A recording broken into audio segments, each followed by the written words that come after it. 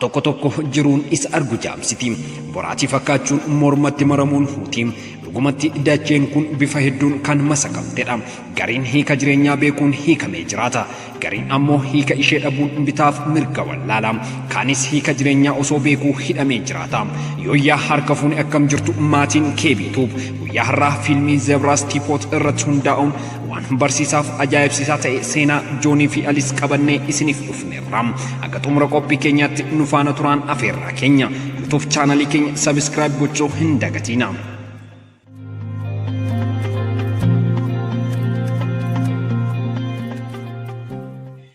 Joonii fi Aliis erga gaa'elaan walitti hidhamanii baatiiwwan lakkaa'amaniiru. Jaalalli isaan waliif qaban madaallii dhabus garuu jireenyi isaan jiraatan harka gara afaanii ta'uura darbee kiraa manaallee kaffaluu hin dandeenye. Gaafii nyaatanii bulu. Gaafii ammoo beela waliin hirriba malee wal'aansoo wal qabaa bulu. Joon kaampaanii maarkeetingii tokko keessatti qacarame hojjetus uumama isaan ofitti amanamummaa waan hin qabneef hojiin isaaf wal hinqixxaatu ture. Kanarratti kaffaltiin isaaf kaffalamu baay'ee muraasadha. Hoogganaan isaas yeroo hedduu ani hojii keetti gammadaa waan hin taaneef dhaabbata kana keessaa sin ari'a jechuun isa sodaachisa.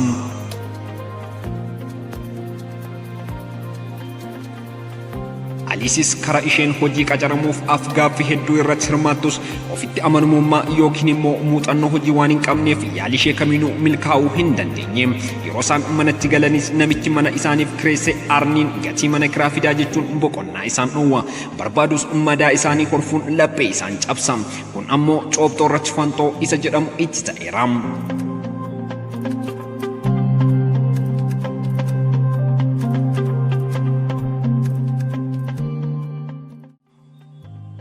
Gaaf tokko Aliisii fi Joon hiriyyaan isaanii afeerraa irbaata akka qopheesse dhaga'uudhaan osoo hin waamamiin afeerraa sanarratti argamu.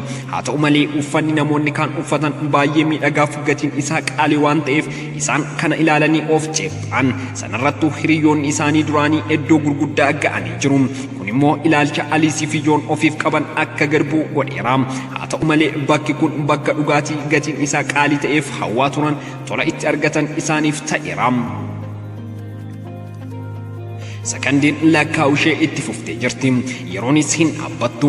Gaaf tokko osoo gara gabaa deemaa jiranii balaa konkolaataaf saaxilamu. Garuu lamaan isaaniirrayyuu miidhaan hin geenye. Yeroo kana osoo Joon dhaabbatee poolisii waliin haasa'aa jiru Aliis waan tokko argiti.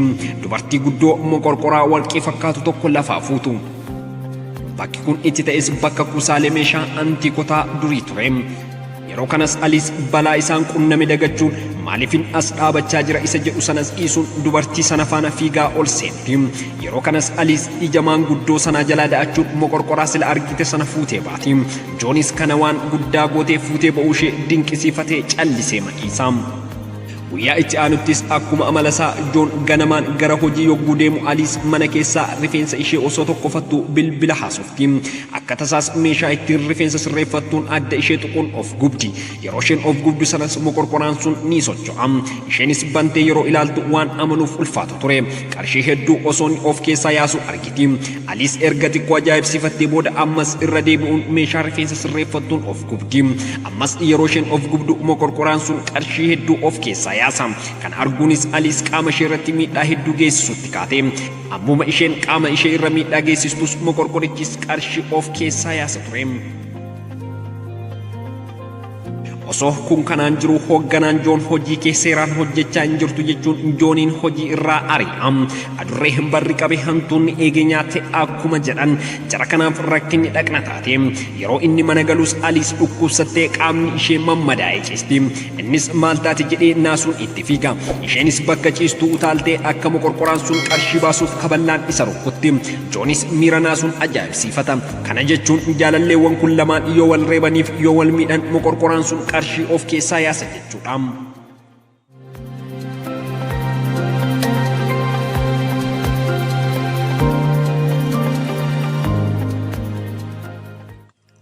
Garuu booda keessa Joon nutti haafuu wanti kun gaa'ela keenyaaf gaarii miti jedha. Isheen garuu homaa hin sodaatin. Yoo doolaara miliyoona tokko fa'aa arganne moqorqoraa kana baasnee ganna jetti. Joon garuu yeroo isheen raftu halkaniin fuudhee gara goda hambaalee geessee moqorqoraa kana gurguruuf yaalus doolaara 5,000 qofa waan isaaf kennaniif yaada isaa jijjiira. Yeroo inni gurguruuf ka'us moqorqoraan kun karaa foddaa televezyiinii mul'atee ture.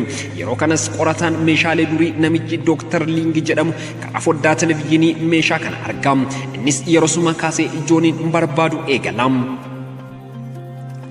Joonii fi Aliis garuu amma qaama isaanii miidhuun qarshii sana argachuutti jiru. Yoo barbaadan harka isaanii abiddaan gubu, barbaadanis guyyaa falkan wal reebu. Yeroo isaan kana godhanis moqorqoraan sun qarshii hedduu yaasaaf ture. Isaanis hojii isaanii kanatti gammaduun boodarra wal dhungachuun jaalala isaanii yeroo waliif ibsu eegalan. Osoo isaan akkanatti jiranii manni alaa itti rukutama. Yeroo Joon deemee banus namoonni Yihuudii ta'an lama ol seenuun Jooniin reebutti ka'an. Tarii maaliif laata?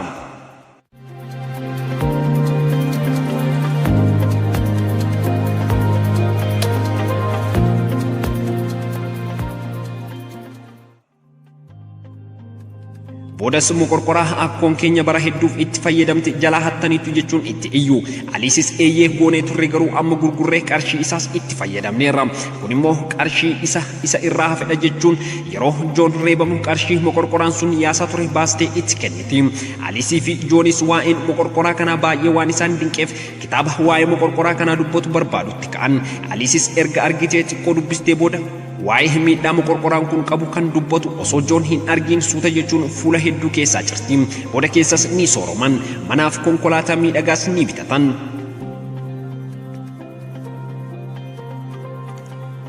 Marree booda keessa namichi yeroo hedduuf isaan barbaadaa ture qorataan meeshaalee durii Dr. Ling isaan argam. Rakkoo guddaa keessa galaa jirtu.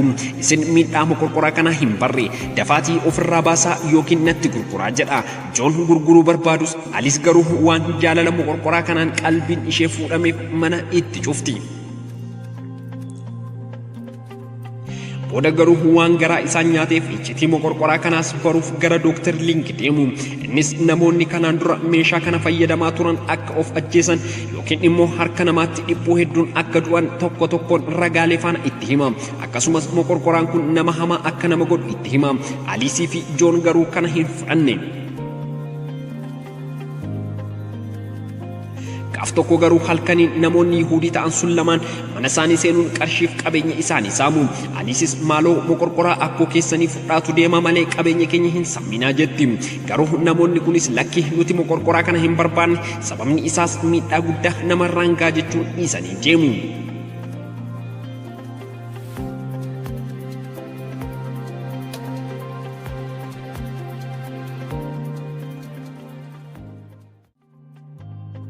Aliisii fi Joonis hoteelaa fi bakka deeman hundatti qarshii sana argachuuf namoota faana wal lolu.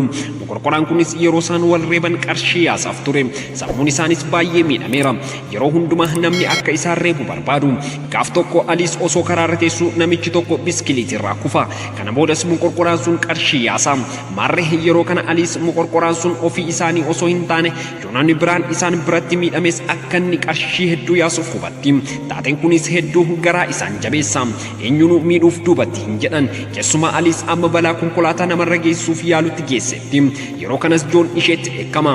Yeroon isheetti dheekkamus haguma inni jecha hamaa fayyadame moqorqorichis qarshii yaasa.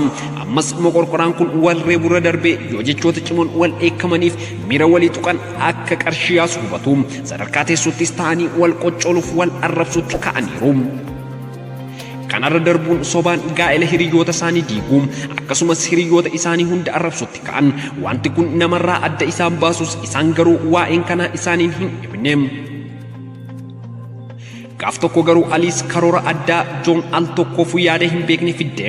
Innis namoota shamarran irratti miidhaa geessaniif qoricha sammuu hadoochuu gurguran ajjeesuu ture. Sababni isaas yoo akkas godhan moqorqoraan kun qarshii hedduu isaaniif yaasuu danda'a. Joonis waan kana tasumaa hin godhu jedha. Aliis namoonni akkasii kun jiraachuu hin qaban yoo du'an rakkoo hin qabu jechuun amansiisti. Nama tokko qabanii ajjeesuuf karoorfatan. Yeroo boolla awwaalchaa qofforanittis Joon yaada isaa jijjiiruun wanti kun sirrii miti dhiisuu qabna jechuun hammina haati manaa isaa kun gochaa jirtu itti hima. Aliisis tasuma akka hin dhiisne itti himuun qarshii kana baay'inaan argachuufis namoota akka fixu ija jabinaan itti himti. Wanti nama ajaa'ibu amma namootni kun qarshii dhabanii osoo hin taane qalbiitti hin jiran sammuu isaanii irratti miidhaan gaheera. Keessumaa Aliis dandeettiin yaaduu ishee baay'ee gad bu'eera.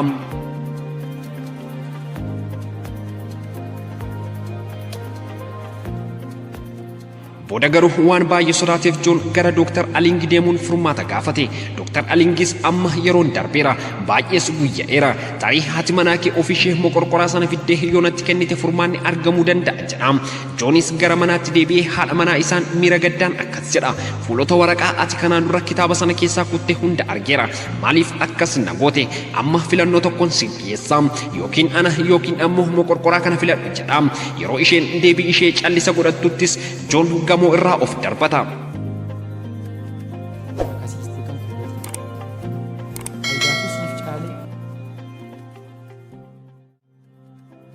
Isheenis fiigichaan yeroo dhaqxu lubbuun isaa hin baane ture.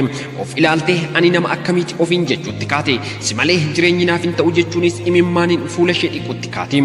Kana booda an si malee jiraachuu hin danda'u jechuun moqorqoraa kanas dooktara sanatti akka kennitu waadaa galtiif. Haa ta'u malee garuu halkan osoo rafanii namichi kanaan dura mana isaaniif kireessaa ture sooromuu isaanii inaafuun moqorqoraa sana hatam.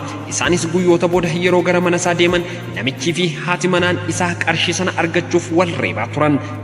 Namichis yoon isiniin ajjeese qarshii hedduu nan argadha jechuun shugguxxii itti baafata. Kanuma gidduutti ijoolleen warri Yihuudii ol seenu. Namichaa fi haadha manaa isaa waliin afur ta'anii sababa moqorqoraa sanaa dhukaasa walirratti banu. Dhumarratti garuu arfan isaaniiyyuu wal ajjeesu. Jooniif Aliisis moqorqoraa sanaaf qarshii mana sana keessa jiru fudhatanii ba'uun moqorqoraa sana dooktarichatti kennu. Kunis kan yeroo dhumaaf abaarsaa fi asmaatii moqorqoraan sun qabu kan isaan irraa cabsu ta'a. Dr. Alingis dhiibbaa yookiin abaarsa meeshaan durii moqorqoraan kun baatu waan beekuuf akka eenyu argee ittiin fayyadamneef galaana keessatti gata.